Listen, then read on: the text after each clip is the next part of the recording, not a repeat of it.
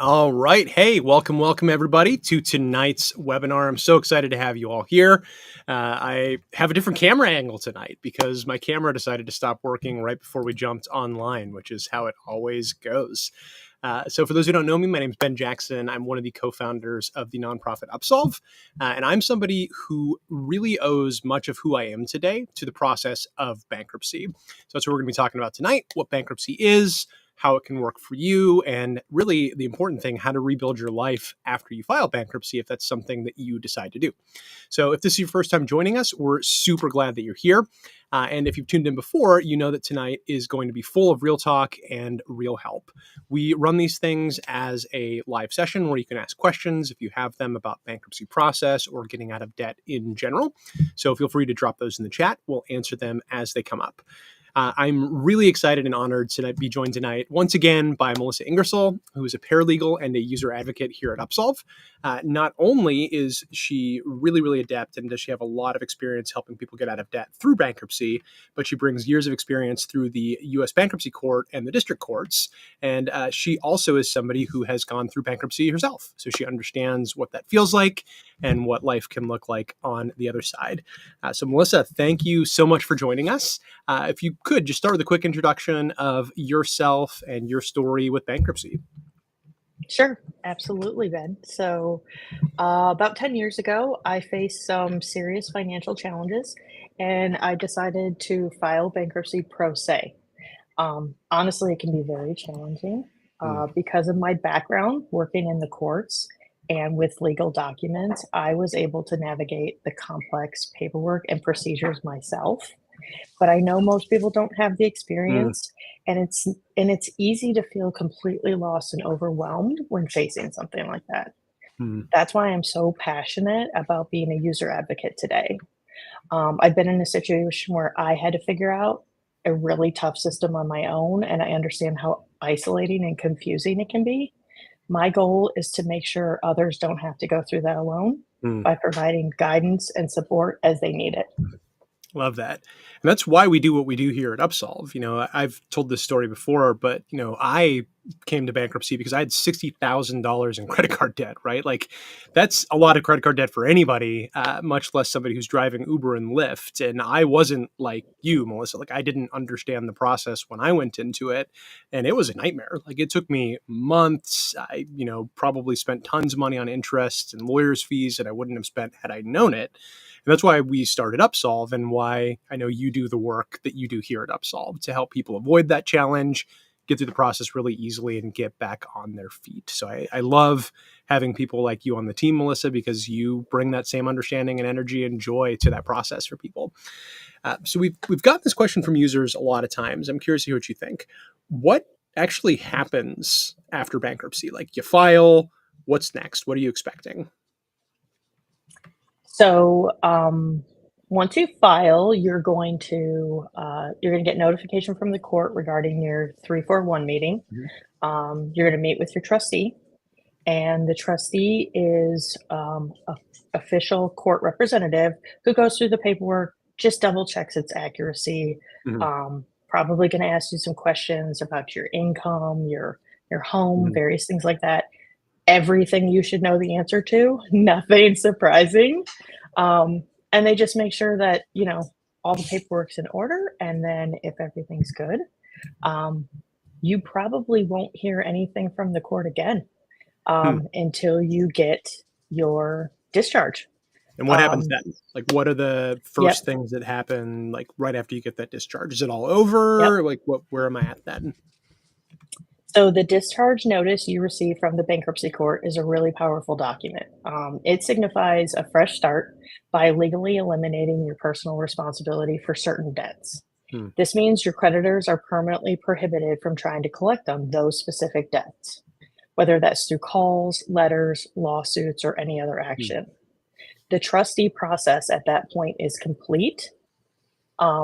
This is the start of rebuilding, not necessarily the end of the story. Got it. So there's more coming after that. So what is the next part of the story? Like, I think as I think back on my experience, I got out of debt and I was like, all right, like next, just don't spend any money on credit cards moving forward. But there's a lot of things I didn't think about. So what is one thing, Melissa, before you filed bankruptcy, about life after bankruptcy that you didn't realize that you wish that you had realized before? Or if there isn't one for you, something that you hear a lot from our users that they wish they had thought about or realized before filing bankruptcy? Well, I know that a lot of our users and a lot of people in general are really concerned with their credit scores. It's something that Mhm. they're concerned with go before they go into bankruptcy, and it's something they're Mhm. really concerned with after. Hmm. Um, Building back your credit effectively really most of the time is going to start with a secured credit card. Okay. Um, And what it's is a type that? of card that requires a deposit, Okay. which means your credit limit becomes the amount of the deposit that you put down. And that makes it secure, and Hmm. it makes lenders more willing to work with you because you've created your own Hmm. credit in that scenario.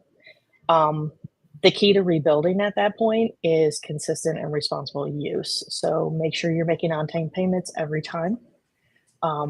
That's the single most important thing in raising your Hmm. credit score. Um, How long does that Set up usually take? reminders. Yeah. Like how long does it usually take to rebuild? It could take anywhere from 6 months to 12 months, probably, if Okay. you're being really diligent about it, making sure you have on time payments, um, also paying attention to your balances. So if you Mhm. can't pay your balance off every month, which not everybody can, Mhm. try to pay as much as you can. Make sure you keep your balances low, so you have low credit utilization. This is Hmm. something that lenders look for. Interesting. So if let's say I have $20,000 that I could spend on my credit cards, creditors want to see that I'm spending less than 20,000, and the more of that I spend, the worse that is on my score. Yes, Got yes, it. that's how Okay. credit scores work. Yeah. I No, I know, mean, it sounds like a crazy process, like yeah, they're it setting you does. up to fail, but Because I think like before I filed bankruptcy, the way that I thought about credit was like, how do I spend as much as I can on this and not go over my maximum? Like, when am I going to max this out? How do I clear up more balance from it? This is totally the opposite. This is like, how do I keep it as low as possible so that I can show that I'm not a risk to creditors going forward? absolutely, yeah, and I mean, there's certain things that you can, um, start doing to make sure that it's Mm, easier for you. I mean, you could set up automatic payments, you could do daily or weekly checks of your budget, right? How much mm. money's coming in, what's going out, keep an eye on those credit card balances, um, but to make sure that you're keeping, that usage lower. Okay. So I've heard people talk about like disputes and checking your credit report for errors and things like that. Like, I feel like that's most of what you read about online. People are like, "Oh, if you should dispute things, that'll boost your credit score." But I mean, does that actually work? Like, what are you looking for if you're looking for errors on your credit report or things that might help boost your credit after bankruptcy? I mean, I would say that it probably can work. I don't think it's a Mhm. fail-safe. I don't think that Mm, you're gonna find a ton of erroneous things on your credit report that are gonna give you that mhm, boost that you're probably looking for. Um, People should pull their credit report at least mm. twice a year anyways, just to make sure that everything on there is yours and that it's accurate. Yep. It is something that you're gonna wanna do if you're considering filing bankruptcy as well, to pull it and take a look at it and make Okay. sure that everything on there is true, accurate, and that'll also give you the information to include what you need to on your bankruptcy. Got it. So maybe I look at my credit report and I see that there's something on there that somebody else opened in my name. Not even necessarily fraud. Like, let's say this is something like, my brother or something. I was a co-signer on his loan or whatever, didn't realize it or something like that. Is that an instance where there might be something that I could dispute if I don't You might be recognize a able to line? dispute that. Okay. Yeah, you might be able to. You would definitely want to reach out to the credit reporting agency on that to get more Mhm. information. Sometimes the credit reports are a little ambiguous on what they show you. You could be an authorized user or you could be a Mm, co-signer. Those are two okay. different things, and sometimes it's really difficult to Interesting. tell. What happens if one of the debts that was on my bankruptcy, let's say it was Bank of America, let's say I had a $10,000 credit card and it was included in the bankruptcy. I file bankruptcy, everything goes away, I get my discharge, and Bank of America is still on my credit report. Like, what do I do about that? So in that instance, you would definitely want to take that. really important document that you Mhm. received, your discharge, get a hold of Bank of America, make sure that they have a copy of the discharge, Mhm. and also potentially get a hold of the agency, um, to make sure you've notified them of the discharge as well. You'll probably see the discharge on your credit report, Okay. um, but you'd want to go directly to the lender. What do I do if a creditor keeps calling me? Like these debt collectors are aggressive, right? Like I remember them calling me before I filed, like all the time, right? Like day and night, the worst possible times imaginable. I know we've talked about this before that when you file bankruptcy, the automatic stay goes into place. Is that still going to be the thing after bankruptcy? Like what if creditors are calling me after bankruptcy? Well, if it's a debt that's been discharged, they should not be calling you. Okay. You should let them know of the discharge you received, the paperwork, the date. Um, the debt is essentially null and void, so they really shouldn't be Okay. calling you on it after that point. So I would just tell them like, hey, I filed bankruptcy. But they should have gotten a notice of that, all those sorts of things. Yep, Okay. I've received it. The magic word is discharge. I've Yeah. received a Okay. discharge. Got a discharge. After the automatic stay, the magic word is discharge. Got it. Okay, cool. So creditors shouldn't be calling me, monitor my credit report, automate bills, things like that. There's a lot of people who talk about bankruptcy as like not curing the underlying problem, right? Which is that I was spending money that I didn't have. Now at Upsolve, we don't tend to take that perspective because what we find is most people are not, intentionally being frivolous, spending money they don't have on things they don't need. It's like I'm covering things that I have to pay for that I can't afford. So if I do want to make sure that I make the best decisions possible with my finances after bankruptcy to get back on my feet and to sort of avoid being in situations like that again, whether or not I tended to be financially responsible before, what are some best practices that you see and that you put into place yourself that help people get back on their feet and stay on their feet so that those emergencies don't cause as big of problems if they come up? Yes, absolutely. And just to start with, many of our users are facing unemployment Mm-hmm. or medical Mm-hmm. issues or various things like that, and so their income, deteriorated, like not of their own, Mm-hmm. like you know, um, choice. So, I mean, those are very specific Mm-hmm. circumstances, but for the most part, um, you're gonna build long-term financial stability. It's within your reach, but it starts with consistent and mindful habits. While it might seem tough at first, it's completely doable, and every small step you take can lead you to incredible success. Mm-hmm. Some daily examples, like I said, a quick money check, just review kind of your balances and your transactions. That's a good thing in general because you want to make sure that the transactions that have come through your credit card or your bank account are yours. Mm-hmm. And we live in a day and age where Yeah. that Who knows? and you buy things online and things happen and all of a sudden you have fraudulent charges. Track your spending. Try to keep a budget. This doesn't mean that you can't ever buy anything. Mm-hmm. um, you should try to pack a lunch or make coffee at home. It doesn't mean you can never go buy a coffee, but maybe just Mm-hmm. try to track your spending a little bit better Yeah. and pay attention to your expenses, money in, Mm. money out. I Um, so I used to do this thing, Melissa. Like I don't know if this is something you experience as well, but when I was really struggling with my debt and like I felt like I was drowning and couldn't see a way out, I would do this thing that I don't even think I thought about, but it would be like, I'm out, I'm miserable. I would go get a coffee or something because I was trying to make myself feel better. Right? I was like, oh, if I deserve something. I'm working hard. I'm trying to make myself feel better. And I think a lot of people fall into that bucket without even really thinking about it. And what I noticed is when I sat down and, was out of debt and had a budget and could say like, oh, I can go once a week, twice a week, whatever to Starbucks. I enjoyed that more because it felt like something that I had like earned and achieved and like gotten my way to, and I knew that I could afford it and it just didn't stress me out. And so instead of being like, oh damn it, I went to like Starbucks again just trying to make myself feel better, like I was buying the thing that I had set aside money to pay for and I didn't feel guilty about it. And that was so cool. Is that something that happened to you as well? Something similar to that? right. So you get into this cycle where you're like, I feel bad. I'm going to go do this. And you feel like you robbed yourself. Yeah, And nobody 100%. wants to feel Yeah. that way, right? You feel Yeah. like, oh my gosh, I just did something bad. Yep. What did I do? So you're absolutely right. Like if you can come up with a budget, come up with, small savings and Hmm. something to stay on track with, then when you have that opportunity, you don't feel bad about it. Then you actually enjoy it, and it's good things. Yep.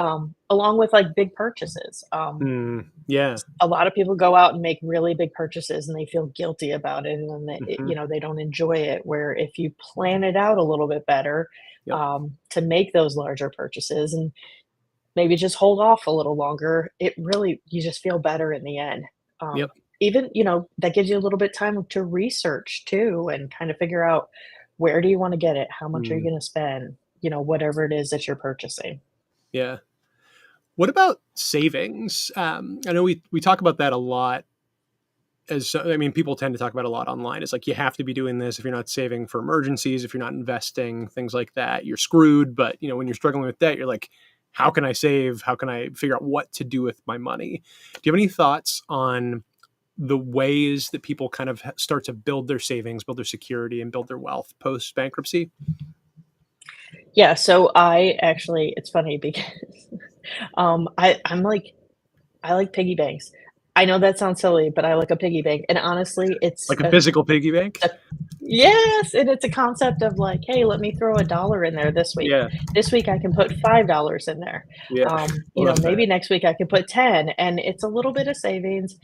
Again, if you have the ability to if you have that extra income to do a savings Mm, account or do a larger amount of savings or regular savings, you should pay yourself first.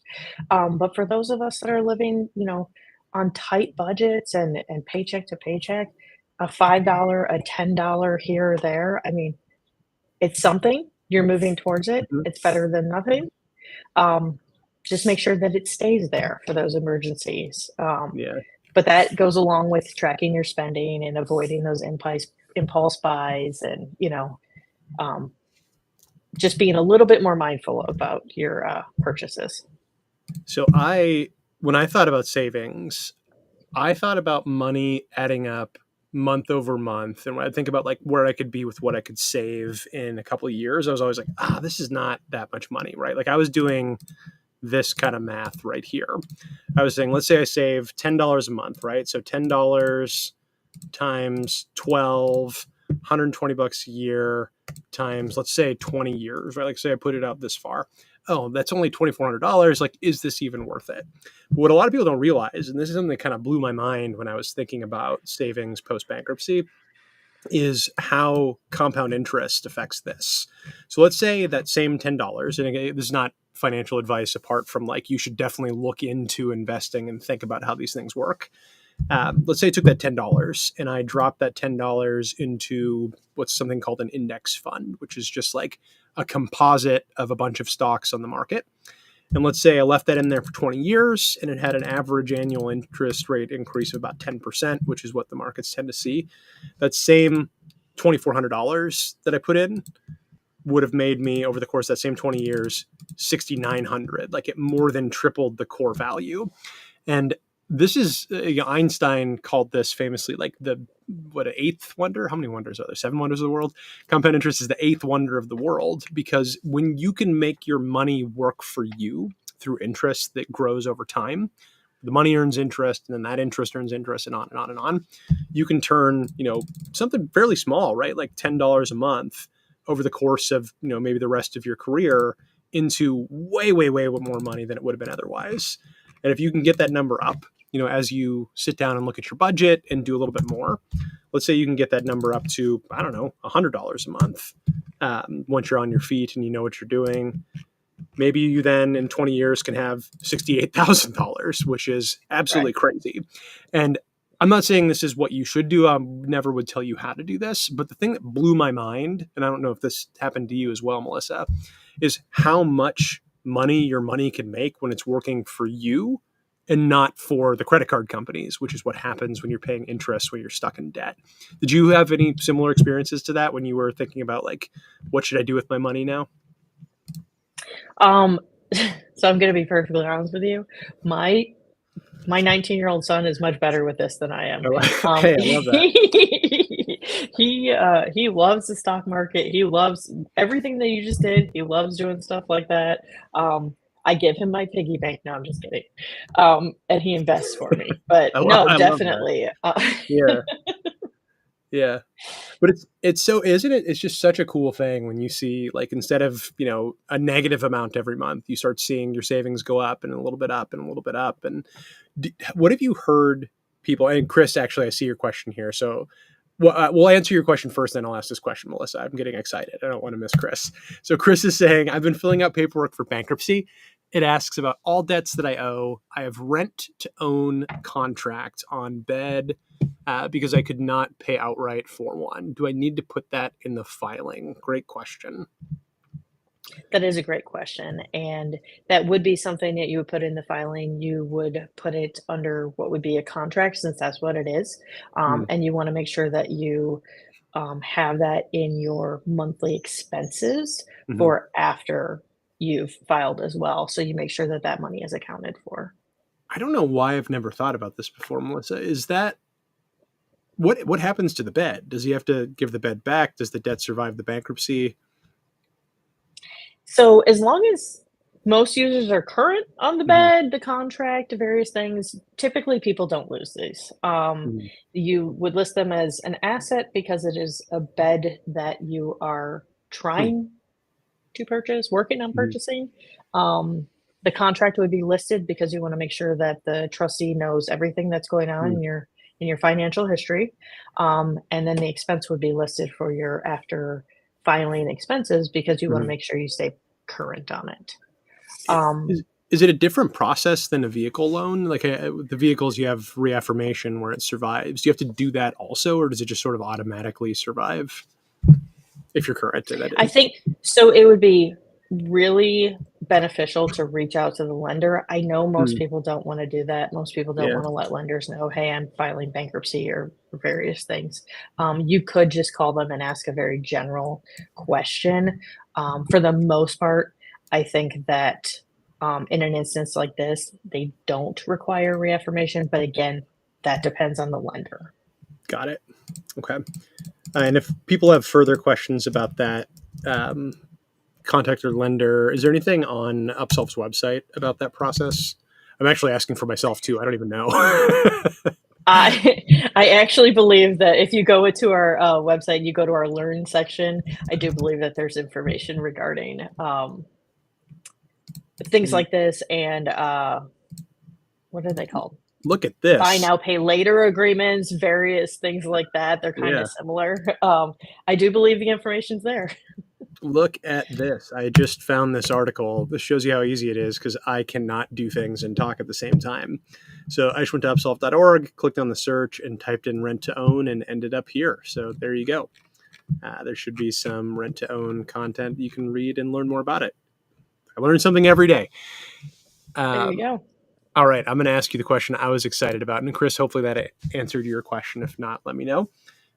So when I filed bankruptcy, Melissa, I felt ashamed at the time. Like I felt ashamed that I'd fallen into debt. I felt ashamed that I couldn't get myself out of it. And it was just, there was a lot of shame in the culture around bankruptcy. And so one of the things that I love is hearing other people's stories about what it meant for them, how it put them back on their feet, how they think of it as a tool to build a better life for themselves. And I've told my story, you've told your story, but one of the things that I love about your job is it puts you face to face with other people's stories as well. What are a couple of stories or a couple of things, even if it's not specific stories, that you've heard from people who have filed bankruptcy that you would like to share with the audience? Things that kind of reduce the shame Yeah, of bankruptcy. absolutely. So, I deal with a lot of like user help desk issues. So Mm. if you're going through the Upsolve tool and you run across an issue, you have a question, you're going to reach out to the help desk. I deal with a Mhm. lot of those. More often than not, the user starts with apologizing and Mm. explaining. Mm. Um, I know that I shouldn't have done this, or I know that Sure. this happened, or and you don't have to do that. No Mm. one has to do that. There's no shame in this, right? Things happen that people can't control, and the system is really out to get us, if we're being perfectly Mm. honest. So, no, there's no apologies needed. Our job is just to help you as best we can work through the tool, and the tool's very user friendly. It asks you very down to earth questions that helps then fill out those really complex forms that you're going to turn into the bankruptcy court. When you go through the tool and the questions that we ask, it's almost astounding how they fall into this paper, into these Mm. forms that nobody really understands what's in there or what it means. But we just want to make sure that everybody gets the help they need. There's no shame in it at all. It's there for people to use. There's a reason that we have the bankruptcy process. It's there for people to use. One of the things that really stuck with me, a user that I spoke with years ago, one of our first users, actually, her name was Keisha. She said a couple years later, after filing bankruptcy, getting back on her feet, she felt like Keisha 2.0. And I think that's such a cool way of describing it. Like, you're same person, but way new and improved better, because it's amazing what happens to you when you get back on your feet and you don't have that weight on your shoulders. I have talked way too much. I'm going to answer some user questions here. So let me throw these at you rapid fire. Melissa, you ready? Ready. Let's go. How long will bankruptcy stay on my credit report? Yep. A Chapter 7 last 10 years on your report. Don't let the idea of bankruptcy appearing on your credit report for a decade scare you. It absolutely doesn't mean that your financial life is on hold for that long. It will remain on your credit report, but your rebuilding starts as soon as you get that discharge. So you're rebuilding your credit, even though it's still on your report. I think you sort of already answered this. We'll hit it again, though. Can I get a credit card again after bankruptcy? You can get a credit card again. It's probably easiest to start with a secure card to begin with, but credit cards will be in your future. Just make sure that you're mindful and you use them. So I'm going to reframe this question. Yeah, I'm going to reframe this one as both before and after. So I'm thinking about filing bankruptcy. Should I avoid using my credit cards right now? And it sounds like that would be the best answer, right? If I use no credit, then it'll be okay. But it's similar to what we were talking about earlier, where you have a credit amount, you don't want to use all of that credit, but you do want to show that you're using it and paying it. This is what lenders are looking for. They're looking for you to be using that credit and then making the obligation of paying it and paying it down. So avoiding credit doesn't actually help you get better credit.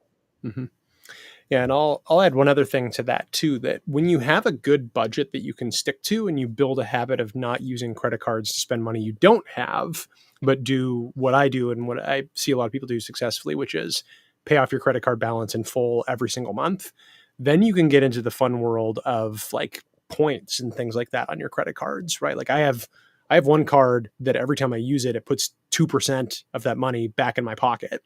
And we talk about compound interest. If you can be in a world where, let's say, your bills pay from your credit card every month and you automatically pay it off from your bank account in full, whatever, your bills are now paying you 1-2% back every month, which can really make a big difference. So don't avoid it. To Melissa's point, it can put you in a position where if you don't use your credit for 8 years or 10 years after filing bankruptcy, you try to build a house, well, you don't have credit history. And the last thing we see was bankruptcy.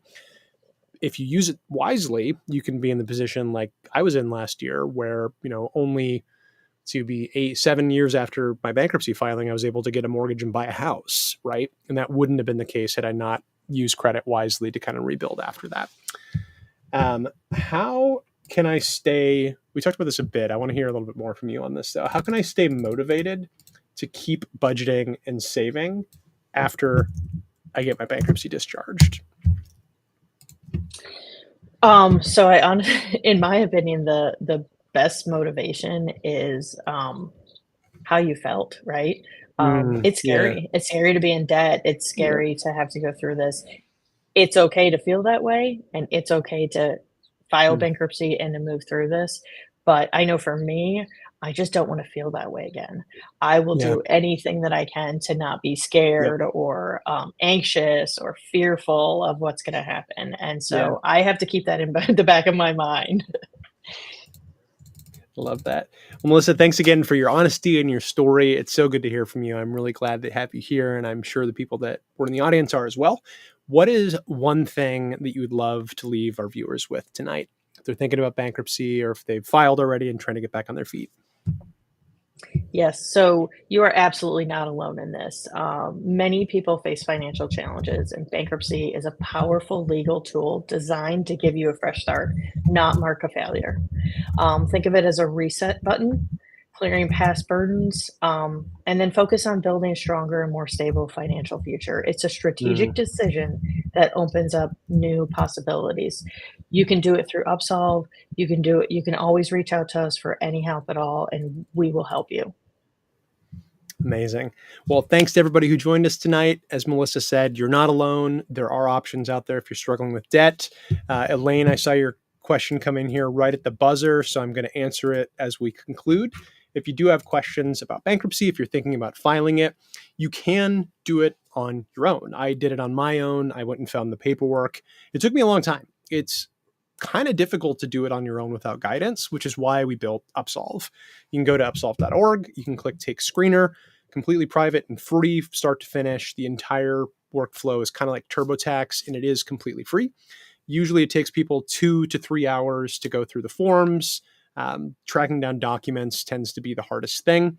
And then someone like Melissa or one of our other paralegals will take a look at those, the forms, the questions that you've entered when you're done. They'll make sure everything looks good to go. And then you'll get detailed instructions that explain how to file it with your completed forms that you can take in and successfully file. So can do it on your own, kind of hard, really easy, we think, with Upsolve. So take a look at that if it's something you're thinking of, and have an awesome rest of your day, everybody. Thanks so much.